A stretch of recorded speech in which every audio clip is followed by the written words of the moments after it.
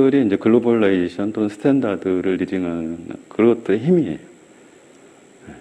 물론 같은 언어는 그렇게 하고서 막 기업마다 다니면서 CIO의 역할이라든지 CIO의 중요성 막 이런 거를 1시간 동안 전 직원을 모아놓고 전파를 한 다음에 시간당 강사는 1,000만 원, 2,000만 원씩 받았겠죠? 그쵸? 네. 네. 그렇습니다.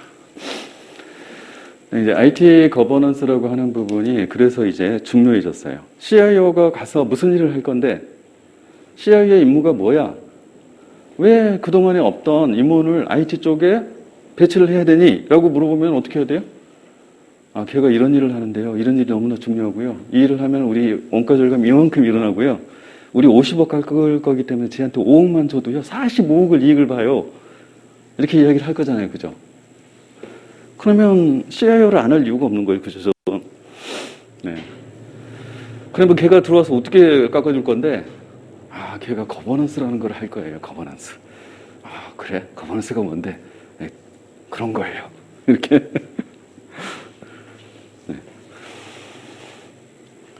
그래서 이제 거버넌스가 뭔지, CIO가 하는 일이 거버넌스라고 하니 거버넌스가 뭔지 알아보자.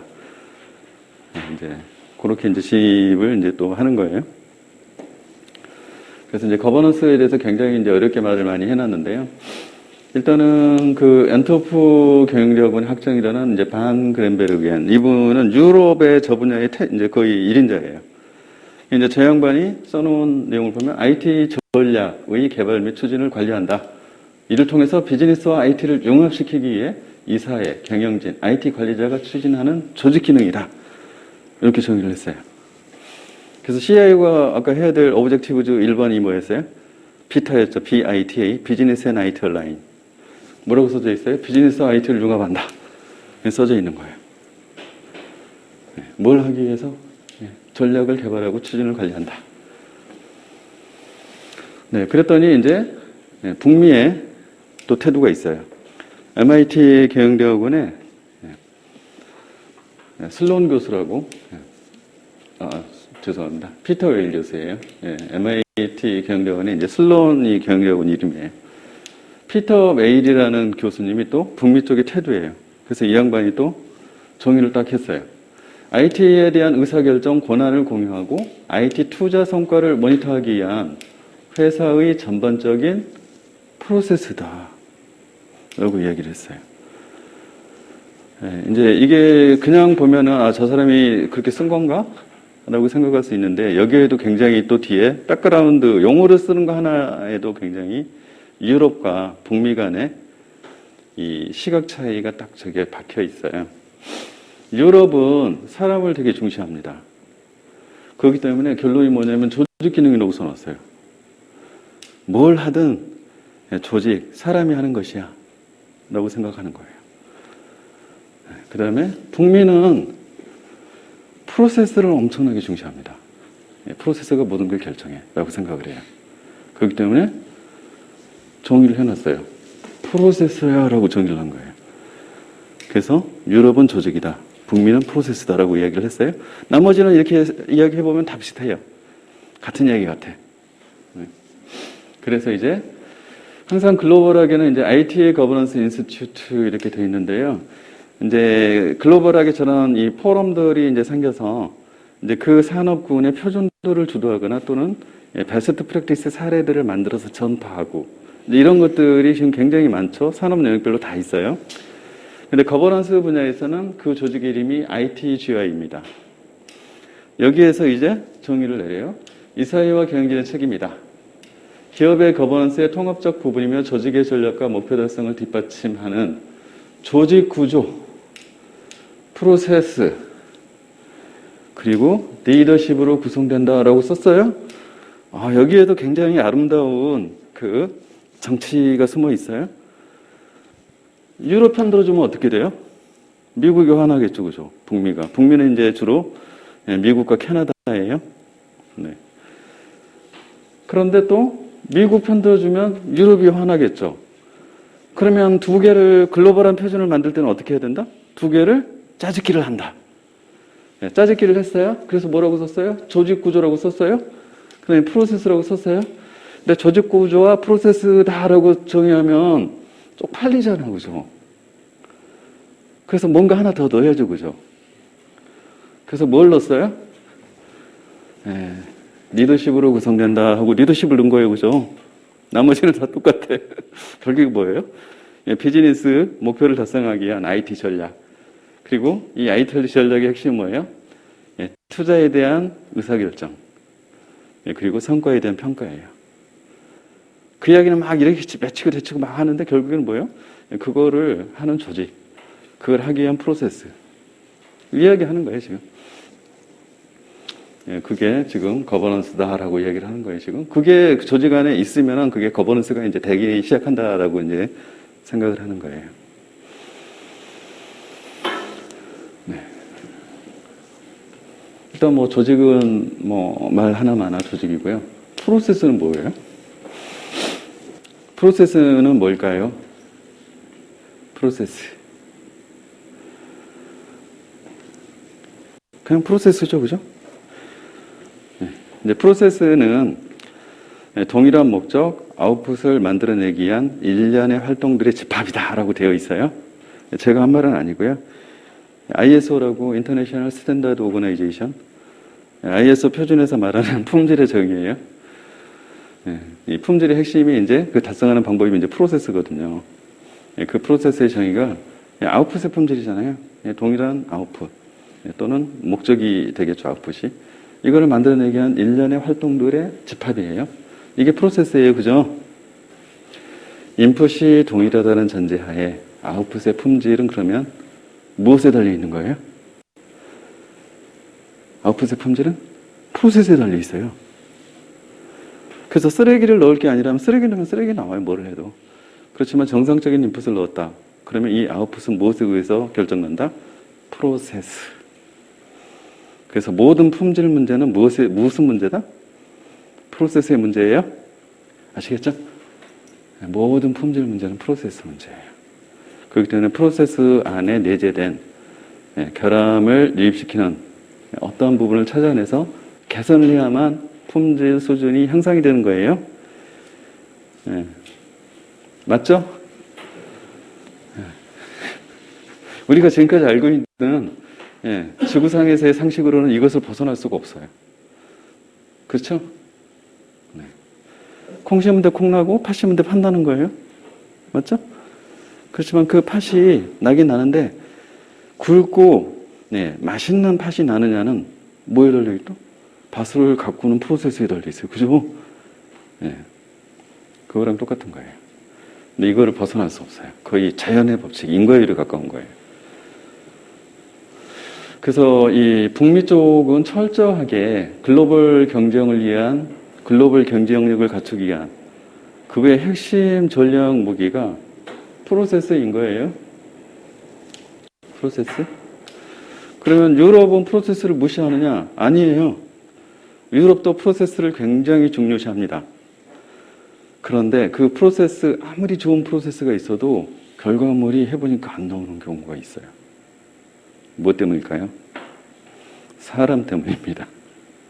아무리 좋은 프로세스도 사람이 그거를 제대로 실행하지 않으면 다 필요가 없어요.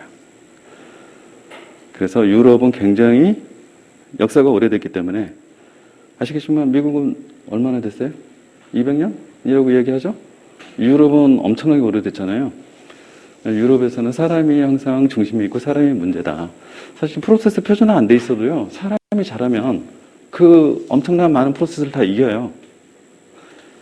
그렇죠? 한 명의 천재가 그거를 뛰어넘어갈 수가 있어요. 그렇지만 집단으로 프로덕트나 서비스를 생산하는 조직들은 그게 없으면 굉장히 안 돼요.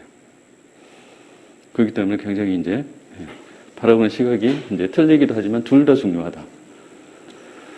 그렇게 이제 볼 수 있고요. 이제 이 정의가 굉장히 많이 있는데, 저희가 이제 시험을 보실 때는 보통은 A를 설명하라 그러면 A의 정의를 보통은 써요. 근데 이제 목차의 제목을 무엇으로 쓰냐에 영향을 미치는 것들이 무엇의 정의라고 쓸 거냐 아니면 무엇의 개념이라고 쓸 거냐의 차이가 있어요. 그래서 정의라고 할 때는 뜻을 정했다는 뜻이잖아요. 누가 정했을까요? 내가? 수험생이? 그러면 채점자가 기분이 나쁘겠죠. 교수님인데, 기술사님인데. 그래서 이 정의라고 하는 것들은 저희가 와이드하게 이 억셉트 할 수 있는 그런 위치에 있는 조직 또는 사람이 이거야라고 그냥 선포해버린 거예요. 그래서 보통 표준에 들어가 있는 것들은 거의 정의라고 할 수 있고요. 그 다음에 그 분야에 엄청난 태도들 대가가 있어요. 이 대가가 이렇게 말했어. 그러면 제자들이 시장에 쫙 깔려 있잖아요. 교수님이 말씀하셨는데 저게 정답이야. 이건 정의예요. 근데 그런 게 아직 없어요. 그래서 새로운 거야. 그래서 대충 이런 거인 것 같아라고 서로 막 말을 하는데 진짜로 무엇인지 모여가지고 말을 해보면 서로 말이 조금씩 다 틀려. 그러면 아직 정의가 된 거예요? 안 된 거예요? 네, 정의가 안 된 거예요. 그러면 그런 것들에 대한 설명을 할 때 정의라고 쓰면 돼요? 안 돼요? 안 됩니다. 네. 이거를 인지를 하셔야 돼요. 그래서 가급적이면 정의라고 쓰시는 것을 지향하세요. 왜냐하면 정의라고 쓰실 때는 예를 들면 ISO 스탠다드 몇 번에 있어요라고 코드를 쓰고 그 다음에 정의를 써야 되는 거예요. 그러니까 이해되시죠? 또는 그 분야의 제1인자, 전 세계 1인자인 A라는 분이 이렇게 말했어. 그럼 가로해가지고 그분의 이름 쓰고 정의라고 쓰면 돼. 근데 그게 아니야 라고 하면은 내가 또는 정의를 몰라. 그러면 정의라고 쓰는 건 엄청난 리스크가 있는 거예요. 이해되시죠? 용어 하나도 좀 그런 차이가 있어요. 그러니까 쓰이는 게. 그래서 이제 저희는 이제 그런 부분도 조금씩 유념을 해 가면서 접근을 좀 할 필요가 있다라고 말씀을 드리고 싶고요. 자, 이제 거버넌스가 IT에만 있었느냐? 아니다. 이제 그런 부분이에요. 왜냐하면 거버넌스 자체는 관리 통제이고요. 관리 통제한다라는 것은 그 이전에 관리 통제를 할 자들이 있었어요. 그런 개념을 알고 통제를 할 자들은 지구상에 아주 오래전부터 누구였냐면 왕이었어요. 왕은 자기 백성과 그 다음에 땅덩어리, 그죠? 그 다음에 내가 왕이라는 신분, 이거 지켜야 되잖아요. 지키기 위해서 관리 통제가 필요한 거예요. 내가 잃어버릴 게 없고 아무것도 없어요. 빈털털이야. 그러면 관리를 할 필요가 있어요, 없어요? 돈이 한 푼도 없어요. 돈 관리할 필요 있어요, 없어요? 없잖아요, 그죠? 그래서 이제 그런 것들은 통치라는 부분들은 이제 거기에서 연유가 된 거예요. 그리고 이제 그것들을 위임하기 시작하죠. 그게 뭐예요? 귀족들 또는 관리들이죠. 그래서 일부 내가 권한을 너한테 위양할게. 관리 똑바로 네가 대신해줘. 뭐 이런 거죠, 그죠? 네, 그런 부분들이 이제 오늘날에 와서는 그런 전제 왕권들이 다 무너지고 민주주의가 된 거예요, 그죠? 그러면서 선거에 의해서 이제 우두머리를 선출하는 이런 제도가 된 거죠. 근데 그 전체가 유지되기 위해서는 관리 통제 체제가 필요하다. 그래서 이제 중앙에 이런 통치 기구들, 조직들을 다 만들어 놓은 거죠. 이게 이제 정부라는 실체예요. 정부는 그래서 주로 어떻게 한다? 정부는 제일 중요한 사명은 정부의 제일 중요한 사명은 세금을 걷는다. 걷어서 어떻게 해요? 일단 내 월급을 준다. 그 다음에 남은 돈으로 투자를 한다. 누구를 위해서? 원래는 국민을 위해서지만 나의 일가천척을 위해서. 예를 들면 네. 그래서 이게 이제 정부의 기능이에요. 왜냐하면 옛날에 왕을 생각해 보세요. 왕은 전부 다 그거잖아요. 세금을 걷는다. 왜? 땅과 백성이 다 내 것이기 때문에. 그죠? 근데 이제 그런 소유 개념이 없어졌으니까 그걸 대신 이제 정부가 딱 이렇게 대체한 거잖아요. 그래서 대통령은 바뀌지만 정부는 안 바뀌어요. 그죠? 네, 어쨌든 기업이라고 하는 것도 그것들이 이제 연장선에 있어요.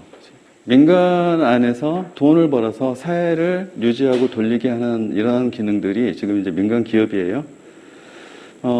옛날에 이제 전제왕권 시절에는 백성들이 노동의 수단이었어요. 그렇지만 지금은 그게 아니거든요. 정부나 이 정부의 이제 주요한 사명은 국민들에게 일자리를 제공하는 거예요. 일자리를 왜 제공해야 되느냐? 일자리를 통해서 수입을 가져가고 그거를 통해서 먹고 살 수 있기 때문에 생활 유지를 하기 위해서 일자리가 있어야 돼요. 그래서 일자리 창출하는 게 정부의 굉장히 중요한 임무, 첫 번째 임무예요, 실제로는. 근데 정부가 일자리를 직접 창출하는 건 공무원을 채용하는 거예요. 근데 모두를 공무원을 채용할 수는 없잖아요. 그럼 돈은 누가 벌어? 그럼 어떻게 해야 돼요? 민간인들이 그 역할을 해야 돼요. 그것도 우리가 회사라고 부르는 거예요. 맞죠? 그래서 그 회사들이 무너지게 되면 일자리가 다 사라져요. 그럼 정부는 있으나 마나예요? 그럼 정부의 사명이 그건데 있으나 마나요? 안 되면. 자, 그래서 이제 기업이 가지고 있는 사명은 그런 일자리들을 제공하는 거예요, 국민들에게. 이해되시죠? 국민들에게 일자리를 제공하지 않고 남의 나라에 일자리를 제공하는 기업은 어떻게 돼야 된다? 정부 입장에서? 필요가 없는 거예요. 하지만 그 돈을 벌어서 세금으로 정부에게 환원을 하고 그 세금을 가지고 다시 내부의 국민에게 투자할 수 있게 그러면 이거는 의미가 있어요. 그래서 기본적으로 이제 로직을 보면 그렇게 돼 있는 거예요. 일단은 이 코퍼레이트 거버넌스는 자, 이제 기업이 그렇게 계속 유지되기 위해서 기업은 무엇을 관리해야 되나라는 이야기예요. 망하지 않기 위해서. 기업이 망하면 일자리가 없어지잖아요. 그러니까 기업이 망하지 않기 위해서 무엇을 관리해야 하나. 이거는 왕국이 망하지 않기 위해서 무엇을 관리해야 하나라고 똑같은 거예요. 그래서 왕국이 무엇을 잃으면 망하는 거예요, 왕국은? 금방 말한 그거예요. 국가의 3요소가 뭐죠? 영토, 국민, 주권. 기억 안 나시죠? 시험 문제 안 나오니까 괜찮아요. 네. 그거를 잃으면 국가는 망하는 거예요. 근데 기업도 마찬가지로 잃어버리면 기업이 망하는 것들이 있는 거예요. 그래서 우리는 국가의 3요소라고 이야기했지만 그거는 국가의 사실은 핵심 자산인 거예요. 근데 기업도 잃어버리면 안 될 핵심 자산을 갖고 있는 거예요. 그 핵심 자산을 지금 6가지로 이제 이야기를 합니다. Human asset, financial asset, physical asset, intellectual property asset, IT라고 그러죠. 그다음에 information IT asset, IT가 여기에 등장하는군요. 네. 그리고 relationship asset 이렇게 돼 있어요. 그래서 human asset, 인력을 잃어버리면 기업이 망해요. 그래서 우리가 말하는 이제 이 인력이 인재라고 이야기하죠. 핵심 인재를 잃어버리면 망합니다. 왜냐하면 핵심 인재가 나가서 자기의 경쟁사가 될 거기 때문에. 그 다음에 financial asset, 재무자산, 파산하면 망해요. 돈 없으면. 그 다음에 physical asset, 일반적으로 우리는 저것들이 이제 시설이에요. 공장을 생산하려면 시설을 갖추고 있어야 되잖아요. 근데 공장이 불이 나버렸어요. 망하죠, 그죠? 그 다음에 intellectual property, 지적, 이제 무형 재산권을 이야기하는 거예요. 그래서 직접 재산권, 이런 것들은 자기가 팔고 있는 프로덕트나 서비스의 근거를 마련해 주는 것들이 꽤 많아요. 근데 그거를 잃어버리는 순간에 그거는 다 불법 판매가 되는 거예요. 그렇기 때문에 망하는 거예요. 그 다음에 information and IT asset이라고 돼 있네요. 그래서 정보자산을 잃어버리면 망한대요. 네. 그런가요? relationship asset. 이거는 이제 관계자산이라고 하는데요. 관계는 양방향으로 있어요. 내가 물건을 팔아야 되는 대상으로서의 고객의 관계가 있고요. 그 다음에 나 혼자서 제품을, 완성품을 혼자서 처음부터까지 다 만들 수 없어요. 부품을 공급받아야 될 거잖아요. 이런 협력사. 그 다음에 물건을 나 혼자서 마케팅해서 다 팔 수 없어요. 대신 팔아주는 애가 있어요. 대리점, 파트너사. 이런 것들을 저희는 이제 관계자산이라고 합니다. 근데 이런 라인, 고객이 다 이탈해버리면 망하죠. 그냥 파트너사들이 물건 안 팔고 A사 거 파다가 우린 B사 거 할래. B사 거로 다 바꿔버리면 물건이 안 팔리죠. 그죠? 이런 것들은 이제 관계자산이라고 합니다. 그래서 저 6대 자산을 망가뜨리지 않기 위해서 기업은 어떻게 해야 하나. 이게 이제 기업의 거버넌스예요. 그럼 그 똑같은 로직으로 IT 부문이 망가지지 않게 위해서 우리는 어떻게 해야 하나. 이거는 이제 IT 거버넌스입니다. 그래서 이거를 다시 컨버전 시켜볼게요. 자산이죠. 자산은 기업의 경쟁력과 그 다음에 유지하는 데 굉장히 중요해요. 반대로 이야기하면 걔가 잘못하면은 거꾸로 기업을 망하게 할 수가 있어요. 반대로 위험 요소라는 이야기를 하고 있는 거예요. 그래서 자산은 중요함과 동시에 그만큼 위협적인 요소인 거예요. 그러면 어떻게 하면 그 위협들을 방어할 것인가?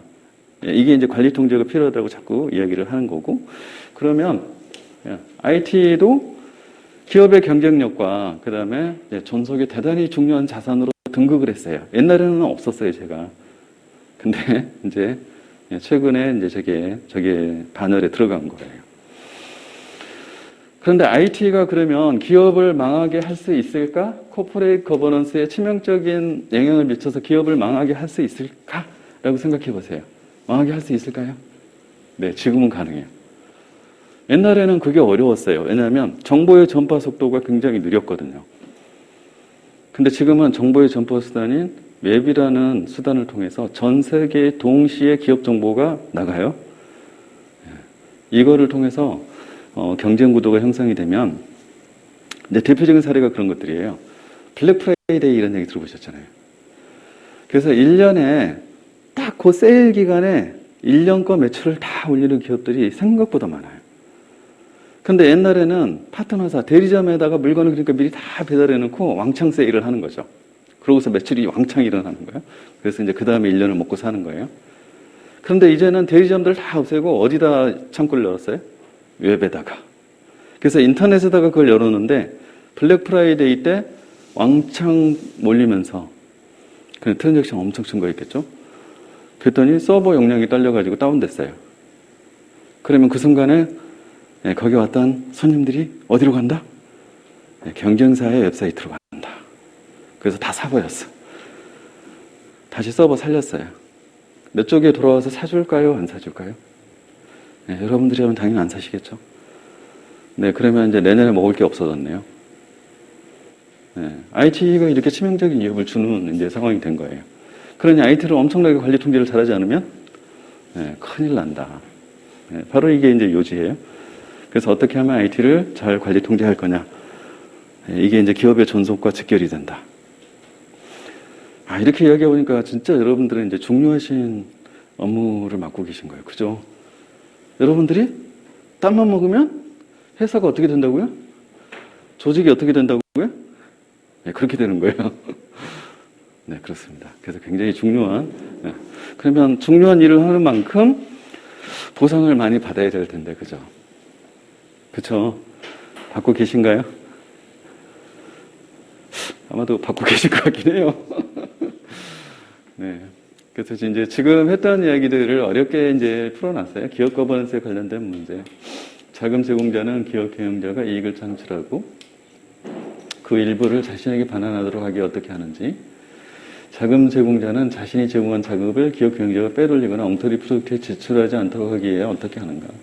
자금 제공자는 기업 경영자를 어떻게 통제하는가. 이제 이 부분은 좀 지금 딱 보시니까 잘 이해가 안 되시죠. 저기서 자금 제공자를 제가 온 국민으로 바꿀게요.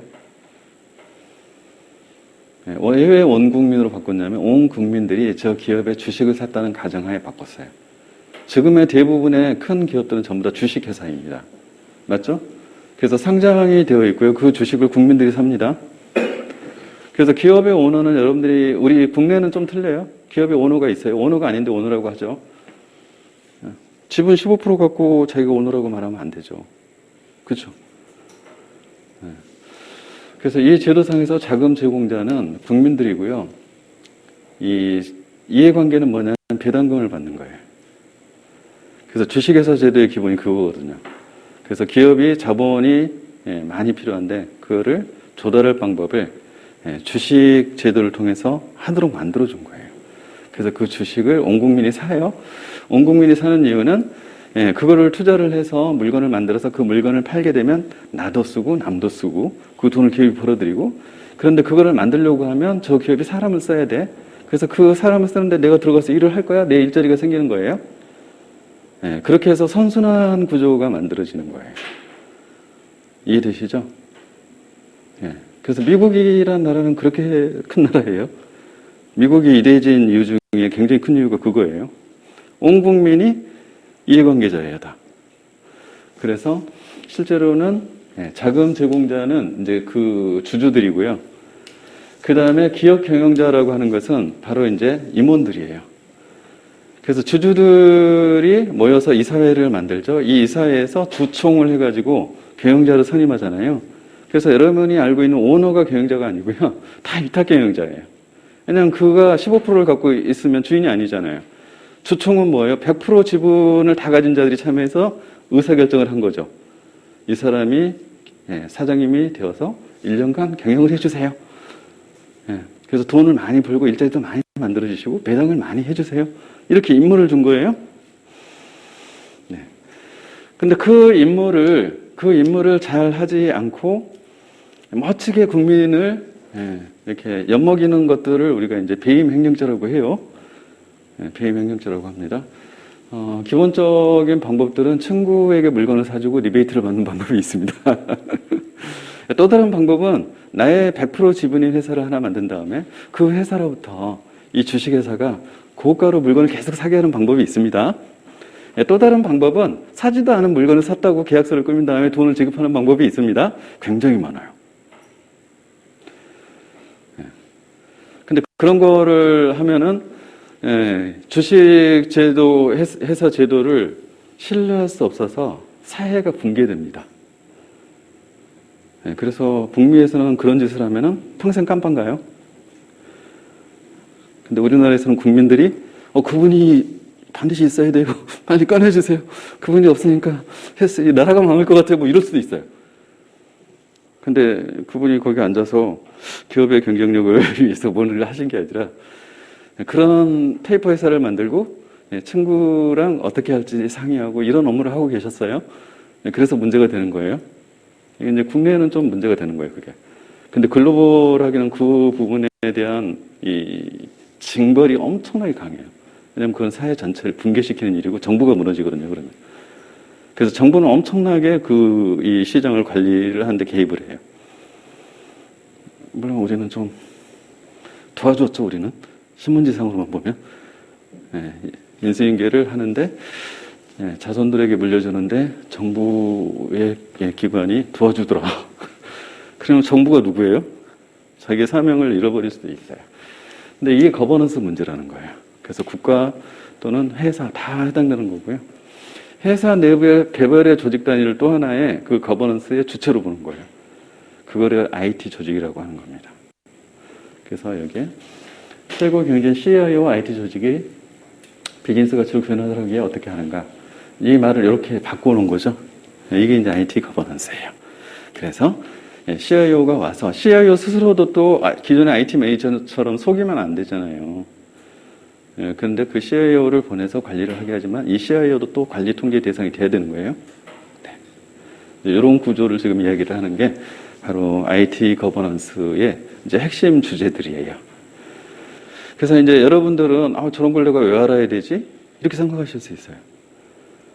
하지만 저런 것들을 모르면 어느 날 내 일자리가 없어지고 내가 길바닥에 나가 앉아있을 수도 있어요. 이제 제가 이야기하는 로직이 조금씩 이해되나요? 왜냐하면 이 부분들은 지금 국내에서 만든 논리들이 아니에요. 해외의 지금 논리들을 우리가 지금 가져온 거거든요. 그 이야기는 뭐예요? 해외 주도가 훨씬 앞서가고 있어요. 또는 빠르게 변하고 있고 경험이 많아요. 그런데 국내에서는 아직 그런 것들에 대해서 인지를 못하고 있기 때문에 그거에 대한 관리 통제가 제대로 안 되고 있는 부분에 대해서 우리가 이걸 가져다가 지금 써먹으려고 하는 거예요. 이해되시죠? 이런 내용입니다. 네. 10분 쉬었다가 저 시계로 10분에 다시